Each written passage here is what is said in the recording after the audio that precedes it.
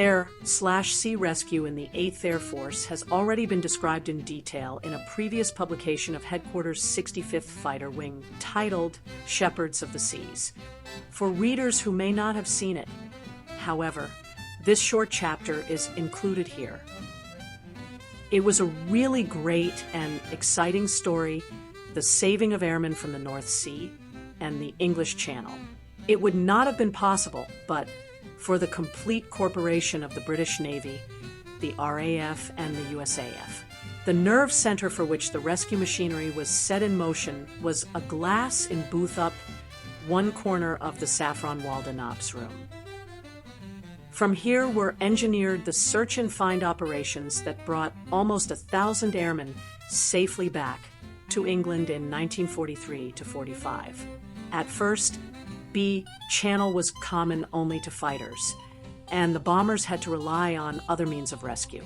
Then about the 1st of 1944, all the B-17s and B-24s were also given VHF radio, and instructed to call Saffron if they had to ditch.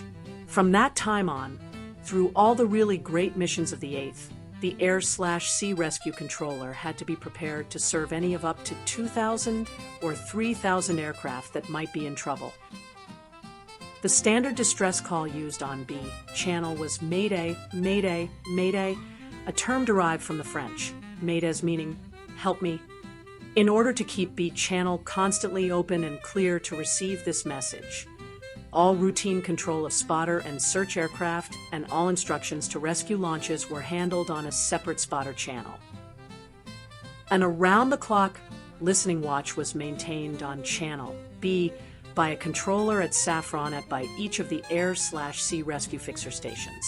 The instant a Mayday call was heard, the transmission was fixed on the B Channel triangulation table, and the location was marked with grease pencil on the Air/Sea rescue controller's map. If the distressed aircraft was still able to fly some distance, the controller endeavored to steer it to the vicinity of a patrolling launch, so that if a ditching or bailout became necessary, the time in the water would be cut to a minimum. The boats were normally rendezvoused at points on the sea-selected Saffron control in accordance with the mission routes of the day. The aim was to have one handy to an incident no matter where it might occur. The aircraft in trouble was also given an escort of P-47s of the 5th Emergency Rescue Squadron, which likewise had been on standing patrol in areas designated by the controller.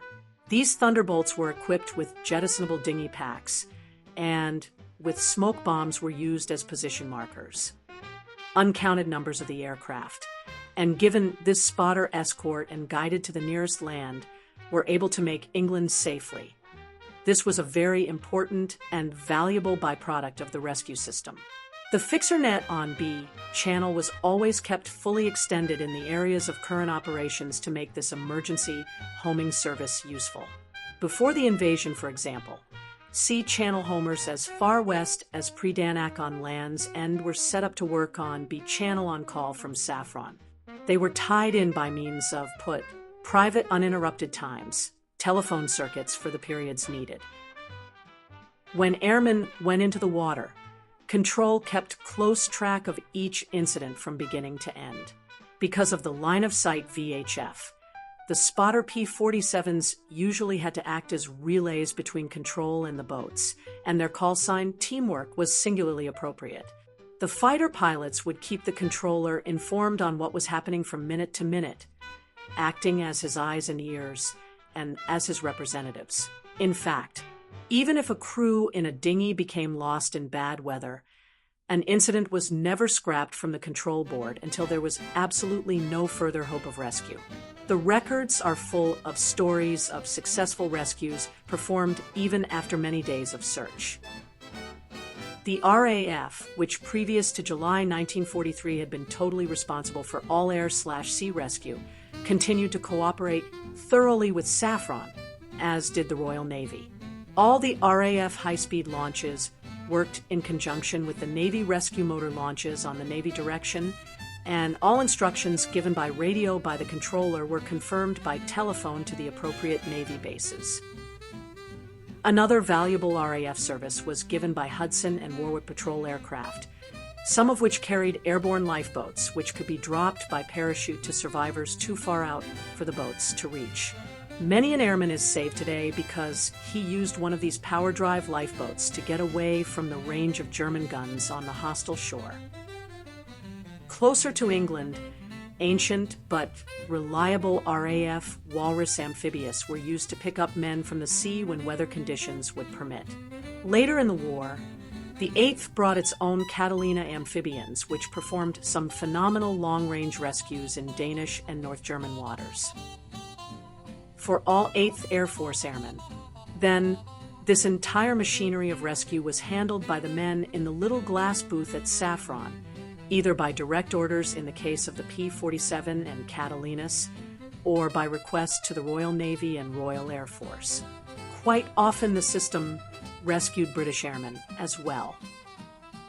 As in the case of all the VHF radio facilities, B Channel was not a completely independent setup. One of the reasons for a big, complicated ops room like the one at Saffron is that in good control, all communications with the aircraft are completely coordinated.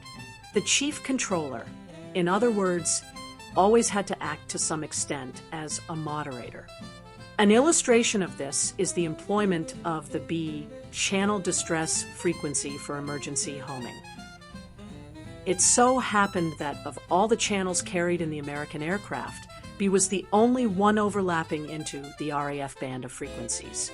That is, if communication must necessarily between an American plane and an RAF station, the limitations of the latter's equipment demanded that it be on B channel, not A or C or D.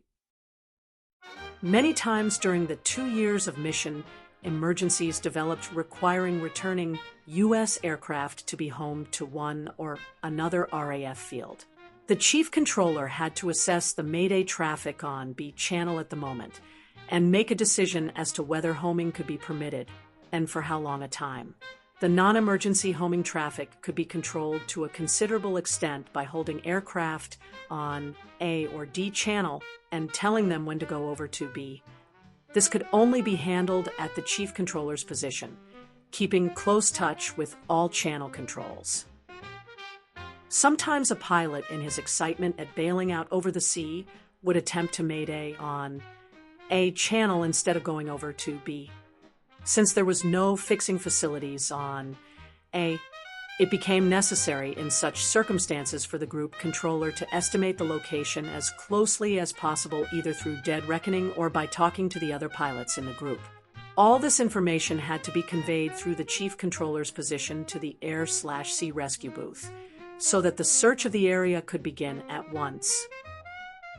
Late in the war, still another use was made of B channel, providing homing facilities that formerly had been on C channel. After each air division established its own C channel to help divide up the increasing load of fighter-bomber intercom traffic, Channel B became the sole frequency carried by all aircraft of the 8th. This meant that certain emergency landing fields, such as the gigantic trip at Woodbridge, near Ipswich, had to be put on B. Likewise on the continent, when a fixer net was established at Nut House, it had to be on B to serve all customers. It was a dangerous precedent to set, to begin to use the distress frequency for other purposes, but it had to be done. All homing controls were instructed to use other channels as much as possible, and to consider B channel as a last resort frequency for aircraft, which could not be reached in any other way. Used in this sparing manner, the channel remained reasonably free of protracted interference. B channel brought them back alive, and it was most active and important part of coordinated control at Saffron Walden.